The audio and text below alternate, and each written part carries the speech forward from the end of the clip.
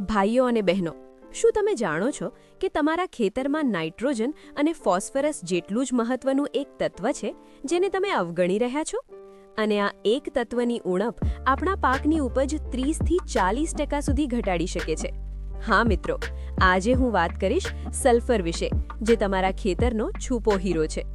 આ વિડિયોના અંત સુધી તમે જાણી શકશો કે કેવી રીતે સલ્ફરનો યોગ્ય ઉપયોગ કરીને તમારી આવક બમણી કરી શકો છો.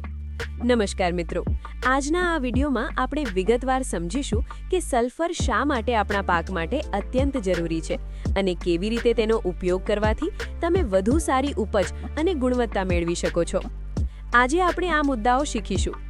સલ્ફરની ખેતીમાં ભૂમિકા, સલ્ફરની ઉણપના લક્ષણો, વિવિધ પાકો માટે સલ્ફરની જરૂરિયાત, સલ્ફર કેવી રીતે અને ક્યારે આપવું, વ્યવહારિક ટિપ્સ અને ફાયદાઓ.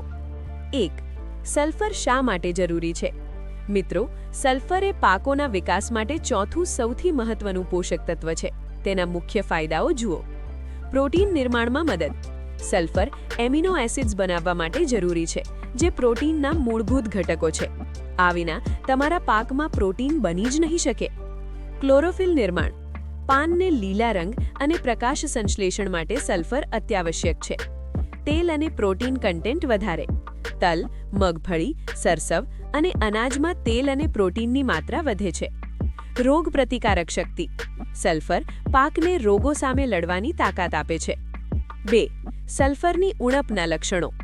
મિત્રો, જો તમારા ખેતરમાં આ લક્ષણો દેખાય તો સમજી લો કે સલ્ફરની ઉણપ છે. નાઇટ્રોજનની ઉણપમાં જૂના પાન પીળા પડે, પણ સલ્ફરની ઉણપમાં નવા પાન પહેલા પીળા પડે છે. પાકની વૃદ્ધિ ધીમી પડે છે. દાંડી પાતળી અને નબળી રહે છે. પાનનું કદ નાનું રહે છે. ફૂલ અને ફળની સંખ્યા ઓછી. દાણાનું ભરણ યોગ્ય ન થવું. 3. કયા પાકોને સલ્ફર વધુ જોઈએ છે? તેલીબિયા પાકો સૌથી વધુ જરૂરિયાત. રાઈ, રાયડો, તલ, સૂરજમુખી, સોયાબીન, એરંડા. કઠોળ પાકો તુવેર, ચણા, મગ, અડદ.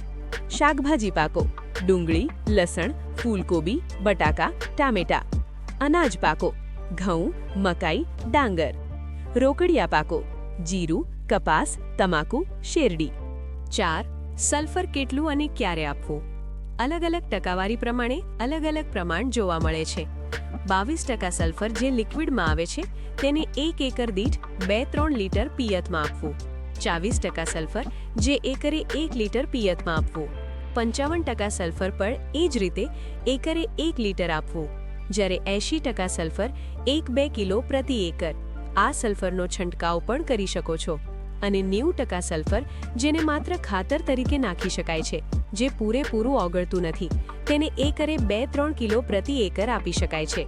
આના સ્વરૂપો સિવાય પણ માર્કેટમાં અલગ અલગ વસ્તુઓ સાથે સલ્ફર અલગ અલગ ટકાવારીમાં જોવા મળે છે, જેમ કે જીપ્સમ, કેલ્શિયમ સલ્ફેટ 12થી 18% સલ્ફર, એલિમેન્ટલ સલ્ફર 90થી 99% sulphur, single super phosphate 12% sulphur, ammonium sulphate 24% sulphur, potassium sulphate 18% sulphur. ક્યારે આપવું? મોટાભાગના પાકમાં સલ્ફરની ઉણપથી નવા પાન પીળા થઈ જાય છે. તો પીળા પાન થઈ જતા હોય ત્યારે કોઈ એક પ્રકારે સલ્ફર આપી ઉણપને દૂર કરવી જોઈએ. શિયાળુ પાકમાં 50% ખાતર સાથે વાવણી સમયે આપી દેવું જોઈએ. ત્યારબાદ બાકીના પાકની વૃદ્ધિના સમયે ટોપ ડ્રેસિંગ તરીકે આપો. અને તેલીબિયાના પાક જેવા કે એરંડા, રાઈ, રાયડો વગેરેમાં જ્યારે લૂંગ કે સિંગ બંધાવા માંડે ત્યારે આપવું, જેથી તેલની માત્રામાં વધારો થાય છે, જેથી વજન પણ વધે છે. 5. સલ્ફર ઉપયોગની પદ્ધતિઓ. જમીનમાં ભેળવીને. વાવણી સમયે એટલે કે પાયાના ખાતર સાથે જમીનમાં સારી રીતે ભેળવો. છંટકાવ દ્વારા 80% સલ્ફરનો છંટકાવ કરો. પાક 30 અને 45 દિવસનો થાય ત્યારે છંટકાવ લાભદાયી. પાણી સાથે. સિંચાઈમાં પાણીમાં ઓગળતા સલ્ફરનો ઉપયોગ શ્રેષ્ઠ. મહત્વની ટીપ. એલિમેન્ટલ સલ્ફર જમીનમાં નાખ્યા પછી બેક્ટેરિયા દ્વારા સલ્ફેટમાં બદલાય છે, જે પાક લઈ શકે છે. આ પ્રક્રિયામાં 2-3 અઠવાડિયે લાગે છે, તેથી વાવણી પહેલા જ આપવું શ્રેષ્ઠ. 6. સલ્ફરના ઉપયોગના ફાયદા. ઉપજમાં વધારો. 20થી 40% સુધી ઉપજ વધે છે. ગુણવત્તામાં સુધારો. તેલીબિયા પાકમાં તેલનું પ્રમાણ વધે. અનાજમાં પ્રોટીન વધે. શાકભાજીનો સ્વાદ સુધરે. જમીન સુધારે. ક્ષારયુક્ત જમીનમાં સલ્ફર જીપ્સમ પીએચ સુધારે છે. નાઇટ્રોજન ઉપયોગ વધે, સલ્ફર હોય તો પાક નાઇટ્રોજન પણ વધુ સારી રીતે લે છે. રોગ નિયંત્રણ, પાવડરી મિલ્ડ્યુ જેવા ફૂગના રોગો નિયંત્રણમાં મદદ કરે છે. મિત્રો, જો તમને આ માહિતી ઉપયોગી લાગી રહી હોય તો નીચે બેલ આઇકન સાથે સબસ્ક્રાઇબ બટન દબાવવાનું ભૂલશો નહીં. અમે નિયમિત ખેતી સંબંધિત મહત્વની અને વૈજ્ઞાનિક માહિતી લાવતા રહીએ છીએ જે તમારી ખેતીને નફાકારક બનાવે છે. 7. વ્યવહારિક ટિપ્સ અને સાવચેતી. યાદ રાખો, મિશ્રિત ખાતરનો ઉપયોગ કરો જેમાં સલ્ફર પણ હોય, જેમ કે 12-32-16 + 8S. જીપ્સમનો ઉપયોગ સસ્તો અને અસરકારક વિકલ્પ છે. જમીન પરીક્ષણ કરાવો, તમારી જમીનમાં કેટલું સલ્ફર છે તે જાણો. વરસાદી વિસ્તારમાં સલ્ફર લીચિંગ થઈ શકે છે, તેથી વધુ માત્રામાં અથવા વારંવાર આપવું જોઈએ. હળવી જમીનમાં સલ્ફરની ઉણપ વધુ જોવા મળે છે. સાવચેતી, એલિમેન્ટલ સલ્ફરનો વધુ પડતો ઉપયોગ જમીનને એસિડિક બનાવી શકે છે.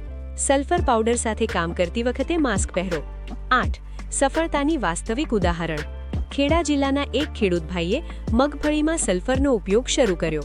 પહેલા તેમને હેક્ટર દીઠ 18થી 20 ક્વિન્ટલ ઉપજ મળતી હતી. સલ્ફર હેક્ટર દીઠ 50 કિલો જીપ્સમ આપ્યા પછી ઉપજ 28 ક્વિન્ટલ સુધી પહોંચી. વળી તેલનું પ્રમાણ પણ વધ્યું અને વધુ સારા ભાવ મળ્યા. જો તમને આ માહિતી ઉપયોગી લાગી હોય તો આ વિડીયોને લાઇક કરો અને તમારા ખેડૂત મિત્રો સાથે શેર કરો. Sharing is caring. ચાલો આપણે બધા સાથે મળીને શીખીએ અને આગળ વધીએ. તો મિત્રો, આજે આપણે શીખ્યા કે સલ્ફર એ પાકોના સંપૂર્ણ વિકાસ માટે અત્યાવશ્યક છે. તે પ્રોટીન, તેલ અને એન્ઝાઇમ્સ બનાવવા માટે જરૂરી છે. ખાસ કરીને તેલીબિયા કઠોળ અને શાકભાજીમાં સલ્ફરની જરૂરિયાત વધુ હોય છે. પાયાના ખાતર સાથે સલ્ફર આપો અને જરૂર મુજબ ટોપ ડ્રેસિંગ કરો. જીપ્સમ એ સસ્તો અને અસરકારક સ્ત્રોત છે. યોગ્ય માત્રામાં સલ્ફરનો ઉપયોગ કરીને તમે ઉપજ અને ગુણવત્તા બંનેમાં સુધારો કરી શકો છો અને તમારી આવક વધારી શકો છો.